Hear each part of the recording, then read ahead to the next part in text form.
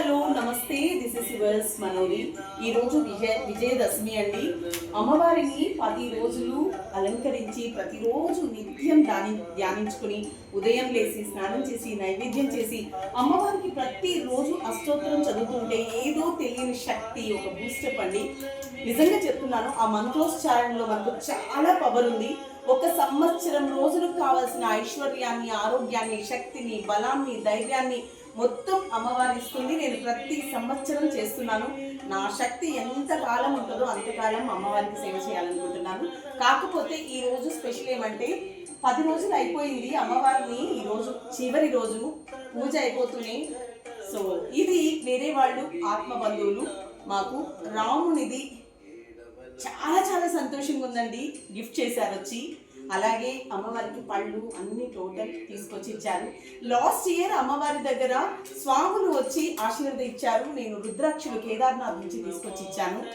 కానీ ఈసారి ఇలా అమ్మవారు అయ్యవారు ఇద్దరు వచ్చి ఇంటికి కొలవడం, బొమ్మలు కొలవడం చాలా సంతోషంగా ఉంది నాకైతే. అలాగే ప్రతి సంవత్సరం నేను అమ్మవారిని కొలుస్తూ ఉన్నప్పుడు ప్రతిసారి చెప్తాను, అది ఏంటి అంటే ఈ విజయదశమి నాడు అమ్మవారి పూజ చేసుకుంటే, అంటే మనకు వర్షాకాలం నుంచి చలికాలం వచ్చేటప్పుడు మనకు రోగాలు అంటే జ్వరము, జలుబు, కురుపులు, లేదా skin diseases, kidney failures, urine infection ఇలాంటివి చాలా వస్తూ ఉంటాయండి సైంటిఫిక్గా.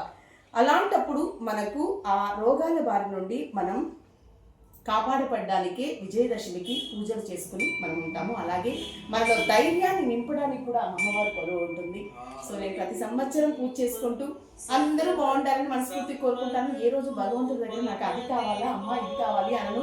ఎందుకంటే ఇంత మంచి ఆరోగ్యాన్ని, శరీరాన్ని, తెలివిని అన్ని పని చేసుకునే ఒక శక్తిని ఇచ్చింది అని అంటే అదే మనకు ఐశ్వర్యం. ఒకటైతే నిజం, లేడీస్ నిజంగానే ప్రతి మహిళకి చెప్తున్నాను, అది హౌస్ వైఫ్ అయినా సరే మనకు 10 చేతులు ఉన్నట్టే, అమ్మవారి అన్ని రూపాల్లో మనం ఉన్నట్టే. ఎందుకంటే వంట చేయాలి, మీకే తెలిసి పిల్లల్ని చూసుకోవాలి, హస్బెండ్కి వంట చేసి పెట్టాలి, అట్ ద సేమ్ టైం ఫైనాన్షియల్గా చూసుకోవాలి. కనీసం ఇంట్లో పని మనుషులు ఉంటే వాళ్ళతో కూడా మనం కరెక్ట్గా ఉండి పని చేయించాలి.